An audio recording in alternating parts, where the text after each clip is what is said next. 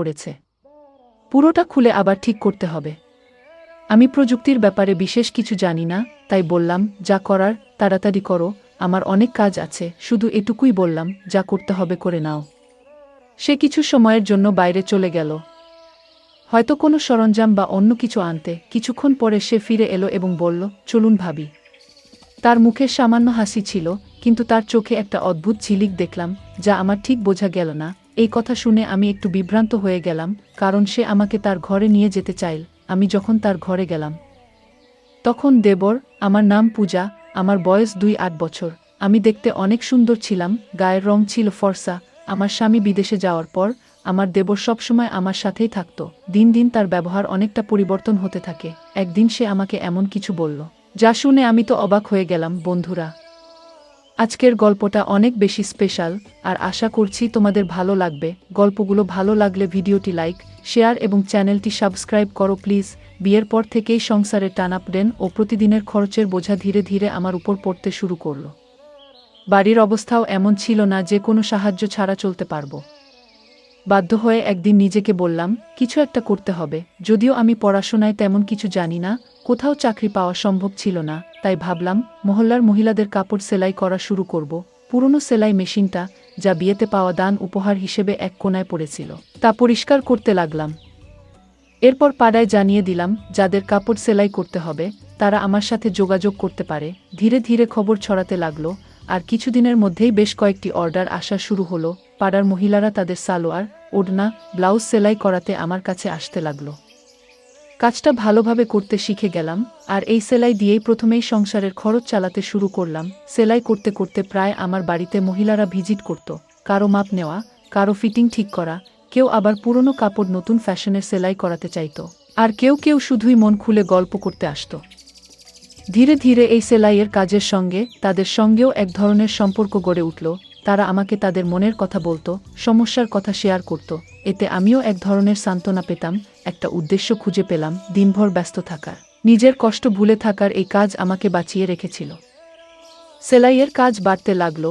একজন মহিলা কাপড় দিতে আসলে আরেকজন নিতে চলে আসতো। আমার নিজের সন্তান ছিল না, তাই এই কাজের জন্য বাড়িটা সবসময় মহিলাদের হাসিতে ভরে থাকত। ওদের হাসি, ঠাট্টা আর গল্পে আমার বাড়িতে যেন নতুন করে জীবনের প্রাণচাঞ্চল্য ফিরে এলো। কাজের সাথে সামান্য আয়ও হচ্ছিল, যা আমার জন্য এক প্রকার স্বস্তি নিয়ে এলো।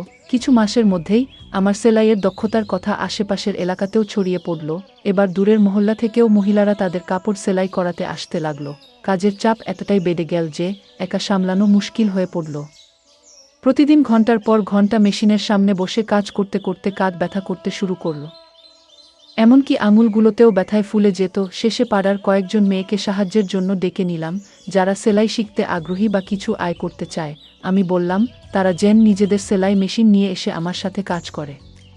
এর বিনিময়ে তারা সেলাই শিখবে এবং সামান্য পারিশ্রমিকও পাবে। কেউ কেউ সেলাই মেশিন প্রথমবার ধরেছিল। ধৈর্য ধরে তাদের কাপড় ঠিক করে বসানো, সুতো লাগানো এবং সোজা সেলাইয়ের কৌশল শেখাতাম তাদের। আশায় আমার কাজ অনেক হালকা হয়ে গেল। এখন বাড়িটা আরও প্রাণবন্ত লাগত। ওরা হাসত, গল্প করত, আর মাঝে মাঝে আমার সাহায্যে নতুন কিছু ডিজাইন শিখত। তাদের সাথে আত্মীয়তার মতো একটা সম্পর্ক গড়ে উঠেছিল। আমি তাদের সেলাই মেশিন চালানো শেখাচ্ছিলাম, আর ধীরে ধীরে কাজও দিতে শুরু করলাম। তবে নতুন বলে প্রায় ভুল করত। কখনো মেশিনে কাপড় আটকে যেত, কখনো সুতোর গিঁট ছিঁড়ে যেত বা আঙ্গুল ফুটত। প্রতিদিনই মেশিনের সমস্যা হতো, আর ঠিক করাতে আমার অনেকটা সময় চলে যেত। একদিন তাদের মধ্যে এক মেয়ের মেশিন আবার নষ্ট হয়ে গেল, কাপড় মেশিনে আটকে গেল। আমি নিজে থেকে চেষ্টা করলাম ওর মেশিনটা ঠিক করতে, কিন্তু সফল হলাম না। বাধ্য হয়ে আমি তাকে বললাম, আজ তুমি মেশিনটা ঠিক করিয়ে নিয়ে এসো, আজ আর কাজ করতে হবে না।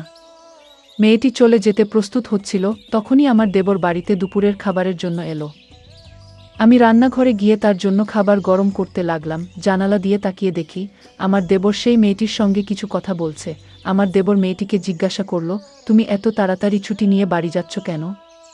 মেয়েটি বলল, আমার সেলাই কাপড় আটকে গিয়েছে, তাই মেশিন নষ্ট হয়ে গেছে। ভাবি নিজেই ছুটি দিয়েছেন, কাল বাইরে থেকে ঠিক করিয়ে তারপরেই কাজে আসব। মেয়েটির কথা শুনে আমার দেবর বলল, আরে বাইরে গিয়ে ঠিক করানোর কি দরকার, যখন বাড়িতেই লোক আছে? দেবরের কথা শুনে মেয়েটি থেমে গেল। সে বলল, তুমি যদি মেশিনটা ঠিক করে দাও তাহলে খুবই উপকার হবে, না হলে আমাকে বাবাকে বলেই বড় বাজারে পাঠাতে হবে। আর বাবাকে সাইকেলে মেশিন নিয়ে যেতে অনেক কষ্ট হবে। মেয়েটির কথা শুনে আমার দেবর মেশিনটা পরীক্ষা করতে লাগলো, বলল, তোমার মেশিনে তো মরচে ধরে গেছে, এটা পুরোপুরি আটকে গেছে, ভালোভাবে খুলে ঠিক করতে হবে। মেয়েটি অবাক হয়ে বলল, তাহলে তুমি ঠিক করতে পারবে না? দেবর হেসে বলল, না না, আমি এই কাজ ভালোই জানি। মেয়েটি খুশি হয়ে পাশে বসে পড়ল এবং বলল, আমার একটা সেলাইয়ের কাজ করতে হবে, তাড়াতাড়ি করে দাও প্লিজ। দেবর তখন বলল, মেশিনটা আমার ঘরে নিয়ে এসো, আমি ওখানেই ঠিক করব। মেয়েটি একটু দ্বিধায় পড়ে গেল। তখন দেবর বলল, আমার সব সরঞ্জাম ঘরেই আছে, তাই মেশিন ঠিকঠাক করার জন্য ওখানে নিয়ে যেতে হবে। দেবর বলল, আমি ঘরেই ঠিক করে দিচ্ছি। মেয়েটি মেশিন নিয়ে তার ঘরে গেল। আমি খাবার গরম করে বাইরে রাখলাম, কিন্তু অনেকক্ষণ কেটে গেলেও দেবর এবং সেই মেয়েটি ঘর থেকে বের হচ্ছিল না। দুজনেই তরুণ, তাই চিন্তায় পড়ে গেলাম। কিছুক্ষণ অপেক্ষা করলাম, কারণ দেবরের উপর সন্দেহ করতে চাইনি। তবু দীর্ঘ সময় পর ধৈর্য হারিয়ে অবশেষে দেবরের ঘরের দিকে যাওয়ার সিদ্ধান্ত নিলাম। ঠিক তখনই মেয়েটি সেলাই মেশিন নিয়ে বাইরে বেরিয়ে এসে বলল, ভাবি, মেশিন ঠিক হয়ে গেছে। ওর কথা শুনে আমারও স্বস্তি হলো এবং আমরা নিজেদের কাজে ফিরে গেলাম। কিন্তু আমি মনে মনে ভাবছিলাম, দেবর এতক্ষণ ঘরে কি করছিল। কিছুক্ষণ পরে দেবরও ঘর থেকে বেরিয়ে এসে বিছানায় বসে খাবার খেতে লাগল। এর মধ্যে বাড়ির বিয়ের জন্য প্রচুর কাপড় সেলাইয়ের অর্ডার পেয়েছিলাম, আর সময় খুব কম ছিল বলে কিছুটা দুশ্চিন্তা ছিলাম। কিন্তু দেবর দ্রুত মেয়েটির মেশিন ঠিক করে দেওয়ায় কাজ সহজ হয়ে গেল। খাওয়া শেষ করে দেবর মজা করে বলল, যার মেশিন নষ্ট হবে, আমি আছি। আমি হেসে উঠলাম। এই সেলাই কাজ থেকে এখন বেশ ভালো আয় হচ্ছিল, তাই মনও বেশ ভালো ছিল। বিয়ের 9 বছর কেটে গেছে, আর স্বামী বিয়ের কিছুদিন পরেই বিদেশে কাজের জন্য চলে গিয়েছিল। প্রায় 3 বছর ধরে সে দুবাইতে আছে। 6 মাস বা বছরে একবার ফিরত ছুটি পেলেই স্বামী বাড়িতে আসত, সপ্তাহখানেক থেকে আবার দুবাই ফিরে যেত। বাড়িতে শ্বশুর, শাশুড়ি আর এক দেবর ছিল। শ্বশুর শাশুড়ি ছিলেন বয়স্ক এবং প্রায় অসুস্থ থাকতেন। দিনের বেশিরভাগ সময় নিজেদের ঘরেই থাকতেন। দেবর খুবই ভালো ছেলে ছিল। বয়স মাত্র 20 হলেও সে নিজেই একটি দোকান খুলেছিল, যেখানে মেশিন মেরামতের কাজ করত। আমি ওকে বলতাম, তুমি এখনো ছোট, পড়াশোনা করাটাই দরকার। কিন্তু সে বলতো, ভাবি, সংসার তো চলাতে হবে, কতদিন আর সব দায়িত্ব ভাইদের উপর ফেলে রাখা যাবে? ভাই বিদেশে আছে, বাড়িটাও ভাড়ার। মা বাবা অসুস্থ, তাই আমাকে কাজ করতেই হবে। সাধারণত দেবর দিনের বেশিরভাগ সময় দোকানেই থাকত, তবে মাঝে মধ্যে বাড়িতেও আসত, আর আমি নিশ্চিন্তে থাকতাম। দেবর বাড়িতে এলেই এখানে ওখানে ছোটখাটো কাজগুলো করে দিত। আমার সাথে বসে অনেক গল্প করত। মেয়েরা যেসব মেশিন নিয়ে আসত তা প্রায়ই নষ্ট হয়ে যেত, আর আমি দেবরকে বললেই সে দ্রুত ঠিক করে দিত। একদিন আমি সেলাই করছিলাম, আবারও সেই মেয়েটির মেশিন নষ্ট হয়ে গেল। এতে আমার রাগ উঠে গেল। বললাম, তুমি এত বড় হলে, কতদিন ধরে তোমার সেলাই শেখাচ্ছি, অথচ এখনো কিছুই শিখতে পারিনি। আমার রাগ দেখে মেয়েটি কেঁদে ফেল। আমি ওকে বললাম, তোমার মেশিন নিয়ে যাও এবং বাড়ি যাও। কিন্তু ঠিক সেই সময় আমার দেবর বাড়িতে এলো, আর মেয়েটিকে কাঁদতে দেখে বলল, ভাবি, ও কাঁদছে কেন? দেবর আশেপাশের সব মেয়েদের চিনত, তাই ওদের ব্যাপারে খোঁজখবর নিত। আমি বিরক্ত হয়ে বললাম, এই মেয়েটি আমাকে খুবই বিরক্ত করছে।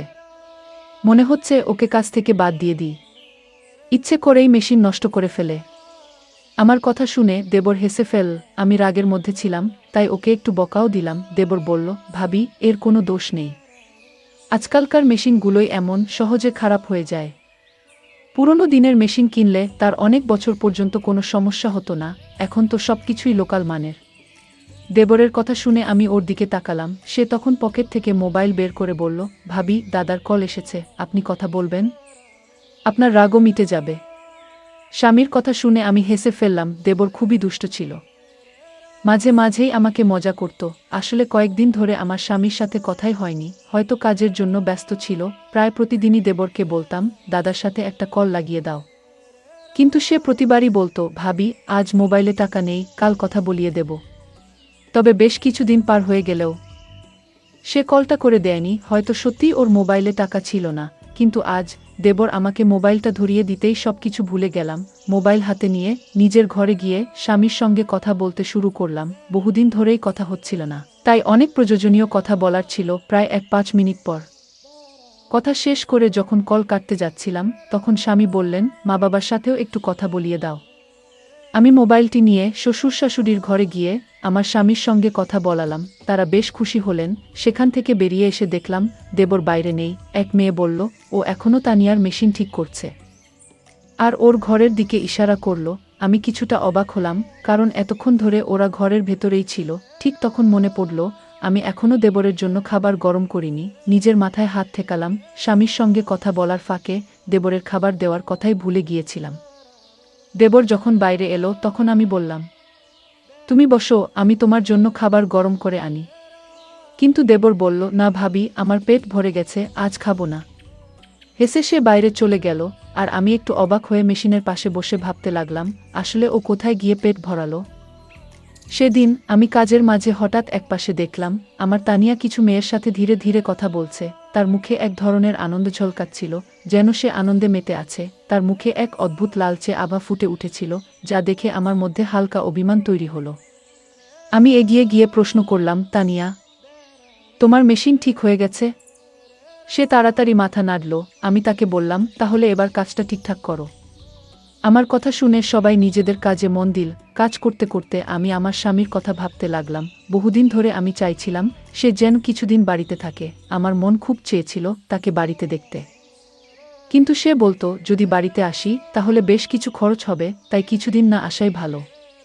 আমি জানতাম সে আমাদের ভবিষ্যতের জন্য প্রতিটি টাকার হিসাব করছে, যাতে আমাদের ভবিষ্যৎ আরও ভালো হয়। কিন্তু তবু তার দূরত্ব আমাকে কষ্ট দিচ্ছিল। মনে মনে ভাবতাম, সে যদি প্রতিদিন বাড়ি ফিরত আমার সাথে থাকতো তাহলে কেমন হতো। আমি চাইতাম সে বাড়ি ফিরুক, হয়তো কম আয় হবে, কিন্তু সে পাশে থাকলে সবকিছু সহজ হতো। তাই আমি চুপচাপ সেলাইয়ের কাজে মন দিতাম। সেলাই করার মাধ্যমে কিছু আয় করতে পারছিলাম, যা ঘরের খরচের কিছুটা সাপেক্ষে সহযোগ হতো। আমি যা উপার্জন করতাম তা শাশুড়ির হাতে তুলে দিতাম।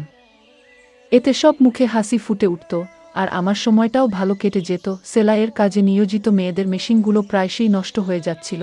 অনেকবার বুঝিয়ে বলেছিলাম মেশিনগুলো ঠিকভাবে চালানো শিখতে হবে, কিন্তু প্রতিদিনই কারো না কারো মেশিনে কোনো না কোনো সমস্যা দেখা দিত। ভাবছিলাম, যদি মেশিন ঠিক করার কাজটাও শিখতে পারতাম তাহলে কেমন হতো। কিন্তু আমি তেমন শিক্ষিত নই, তাই এ ধরনের কাজ শেখার সাহস পাইনি। এই মেশিনগুলো আগে আমার শাশুড়ি চালাতেন। তিনি আমাদের সংসারের খরচ মেটানোর জন্যই সেলাই করতেন। কিন্তু আমার বিয়ের পরপরই শাশুড়ি অসুস্থ হয়ে পড়লেন, আর তখনই আমার স্বামী বিদেশে চলে গেলেন। আমি তখন ভাবলাম সেলাইয়ের কাজটি আমিই করব।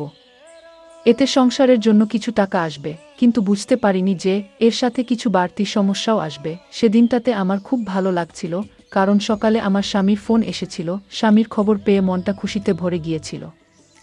তবে কাজের মধ্যে ঠিক তখনই আমাদের পাড়ার এক মহিলা এলেন। তিনি বললেন, আমার মেয়ের বিয়ে, আমি চাই তুমি বিয়ের জন্য প্রয়োজনীয় সব পোশাক সেলাই করে দাও।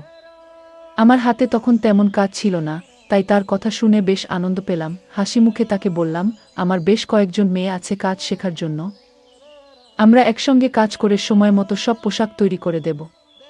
তিনি আমাকে অনেক আশীর্বাদ দিয়ে চলে গেলেন, আর তার যাবার পর আমি সেলাই শেখার মেয়েদের সঙ্গে বসে কাজ ভাগাভাগি করলাম। সেদিন কাজের চাপ ছিল অনেক, আর সময় ছিল খুব কম। তাই আমি মেয়েদের বললাম, সবাই নিজের মেশিন ঠিকভাবে চালাবে। যদি কাজের মাঝে কারো মেশিন নষ্ট হয় তবে তাকে এই কাজ থেকে বাদ দিতে হবে। আমার কথা শুনে এক মেয়ে মৃদু হেসে বলল, ভাবি, আজ আপনার ছোট দেবর আসবে না? আমরা তার মাধ্যমেই আমাদের মেশিনগুলো ঠিক করিয়ে নেব। মেয়েটির মুখে চাপা হাসি ছিল, যার অর্থ আমি তখন পুরোপুরি বুঝতে পারিনি। আমি তখন কাপড়গুলো যাচাই করছিলাম, তাই বললাম, হ্যাঁ ঠিক আছে, দ্রুত মেশিনগুলো ঠিক করে নাও। এই কথায় সবাই যেন খুশি হয়ে উঠল।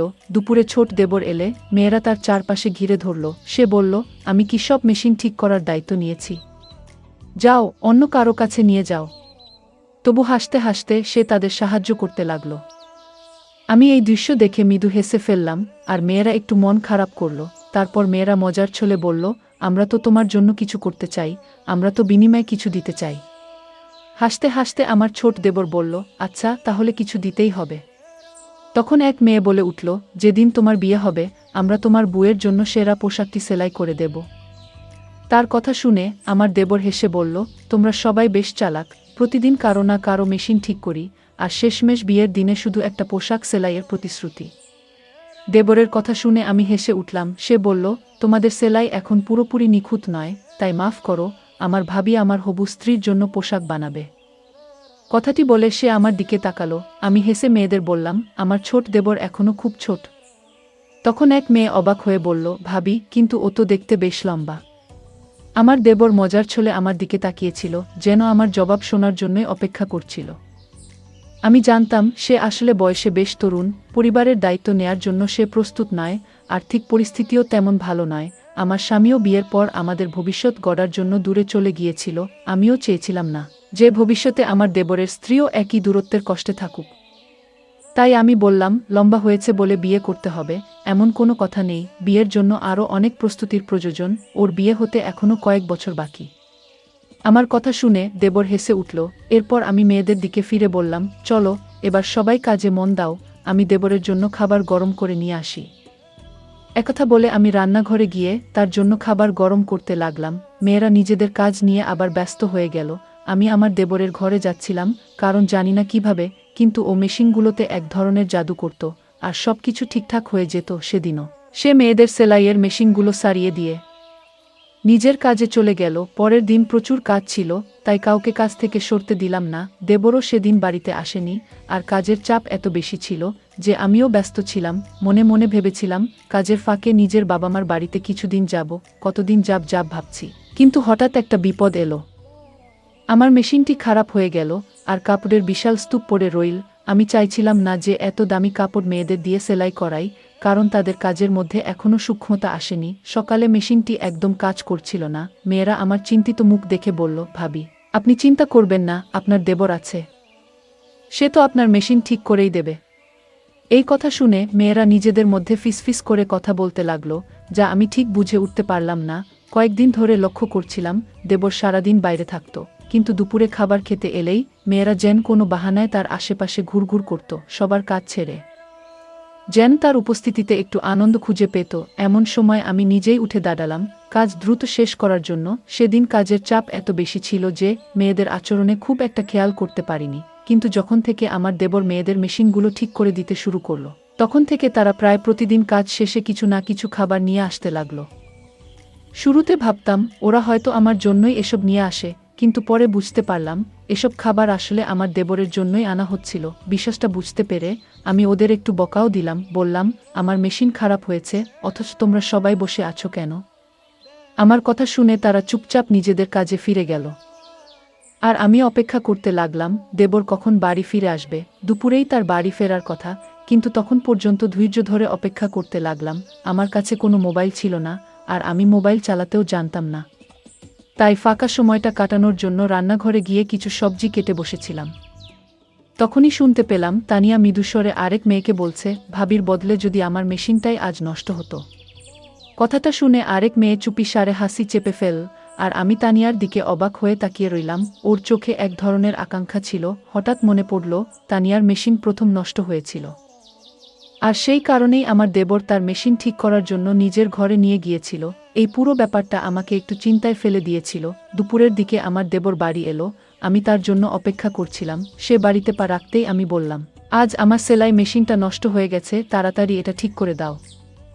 আমি মেশিনের দিকে ইশারা করলাম, আর সে একবার আমার দিকে তাকিয়ে মেশিনের কাছে গেল। আমি বললাম, আগে ঠিকঠাক কাজ করছিল, কিন্তু আজ সকালে দেখি কাপড় আটকে যাচ্ছে। দেবর মেশিনটা চালিয়ে দেখে বলল, ভাবি, আপনার মেশিনে তো মরচে ধরেছে, পুরোটা খুলে আবার ঠিক করতে হবে। আমি প্রযুক্তির ব্যাপারে বিশেষ কিছু জানি না, তাই বললাম, যা করার তাড়াতাড়ি করো, আমার হাতে অনেক কাজ জমে আছে, দেরি হলে আর সেই পাড়ার মহিলা কাজ নিয়ে আসবেন না। আমার কথা শুনে দেবর আশ্বস্ত করে বলল, ভাবি, আপনি চিন্তা করবেন না, আমি আছি তো, আমি ঠিক করে দিচ্ছি। এটা বলেই দেবর মেশিনের বিভিন্ন অংশ খুলতে শুরু করল। কিছুক্ষণ পর সে বলল, ভাবি, এভাবে ঠিক হবে না, মেশিনটা আমার ঘরে নিয়ে যেতে হবে। তার কথা শুনে আমি একটু অবাক হলাম। জিজ্ঞেস করলাম, ভেতরে এমন কি আছে যা এখানে নেই? আমার প্রশ্নে সে কিছুটা অপ্রস্তুত হয়ে বলল, ভাবি, আমার সমস্ত টুলস ভেতরেই রাখা, তাই মেশিন সেখানে নিয়ে যাওয়া ছাড়া আর কোনো উপায় নেই। তখন আমি বললাম, আমি তোমার সমস্ত টুলস বাইরে নিয়ে আসি।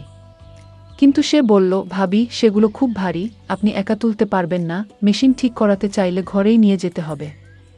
তার কথা শুনে আমি কিছুটা অনুভব করলাম, কারণ আজই আমার মেশিনটি ঠিক করানো দরকার ছিল। তারপর কোনো উপায় না দেখে মেশিনটি তার ঘরে নিয়ে যাওয়ার জন্য রাজি হলাম। অবশেষে দেবরের কথামতো আমি মেশিন নিয়ে তার ঘরে গেলাম, কিন্তু সেখানে সে এমন একটি কথা বলল যা শুনে আমি অবাক হয়ে বাইরে বেরিয়ে এলাম। তার কথাগুলো কিছুতেই মেনে নিতে পারছিলাম না, কারণ আমি তার ভাবি। দেবর তখন দোকানে চলে গেল, আর আমি সোজা শ্বশুর শাশুড়ির ঘরে গেলাম এবং তাদের পুরো ঘটনাটি বললাম। শাশুড়ি বললেন, ছোট ছেলে না বুঝে হয়তো এভাবে বলেছে, আমরা তাকে বুঝিয়ে দেব। কিন্তু আমি বললাম, আপনারা যাকে ছোট বলছেন সে এখন প্রাপ্তবয়স্ক, এরকম কিছু ঘটার আগেই ওর জন্য কোনো ভালো মেয়ে দেখে বিয়ে ঠিক করে ফেলা উচিত। শাশুড়ি চিন্তিত হয়ে বললেন, কিন্তু মেয়ে কোথায় পাব? আমি হাসি চাপিয়ে বললাম, এই নিয়ে ভাববেন না, আপনার ছোট ছেলে ইতিমধ্যেই নিজের পছন্দের মেয়েটিকে ঠিক করে ফেলেছে। আমি শাশুড়িকে কথা জানালাম। শাশুড়ি ও শ্বশুর অবাক হয়ে তাকালেন। পরের দিন তারা দেবরের সঙ্গে কথা বললেন এবং যখন তানিয়ার প্রসঙ্গ তুললেন, দেবর যেন সেই কথার জন্যই অপেক্ষায় ছিল। সে হাসিমুখে আমার দিকে তাকিয়ে জানিয়ে দিল যে সে রাজি। কিছুদিন পর আমি নিজেই তানিয়ার বাড়িতে গিয়ে তাদের সঙ্গে এ বিষয়ে কথা বললাম। তাদেরও আপত্তি ছিল না। কয়েক মাসের মধ্যেই আমার দেবরের বিয়ে সম্পন্ন হয়ে গেল। এই ঘটনায় বুঝেছিলাম, ছেলেরা যখন নিজেরা নেয়া, তখন তাদের পথ দেখানোই ভালো। ছেলে বা মেয়ে যখন প্রাপ্তবয়স্ক হয়ে যায়, তখন তাদের বিয়েতে দেরি না করাই ভালো, না হলে নানা সমস্যা দেখা দিতে পারে। তানিয়া যখন আমাদের বাড়িতে বউ হয়ে এলো, তখন সে আমার সঙ্গে মিলে সেলাইয়ের কাজে হাত লাগালো। আমাদের বাড়ির আয়ও এতে দ্বিগুণ হলো। গল্পের মূল চরিত্র পূজার জীবন নানা চ্যালেঞ্জে পূর্ণ। বিয়ের পর সংসারের আর্থিক অবস্থা খারাপ দেখে সে নিজে কিছু করার সিদ্ধান্ত নেয়। এই গল্প আমাদের শেখায় যে আমাদের নিজেদের পরিস্থিতি উন্নতির জন্য সর্বদা পরিশ্রম করতে পিছিয়ে পড়া উচিত নয়। পূজা উচ্চশিক্ষা না থাকা সত্ত্বেও সেলাইয়ের মাধ্যমে সংসারের খরচ চালাতে শুরু করে, যা প্রমাণ করে যে সীমিত সম্পদেও পরিশ্রম আর ইচ্ছাশক্তি থাকলে নিজেকে প্রতিষ্ঠিত করা সম্ভব। পূজার জীবন নানা কঠিন পরিস্থিতির মধ্য দিয়ে গেছে। স্বামী বিদেশে কাজ করতে যাওয়ার পর সংসারের দায়িত্ব তার উপরই এসে পড়ে।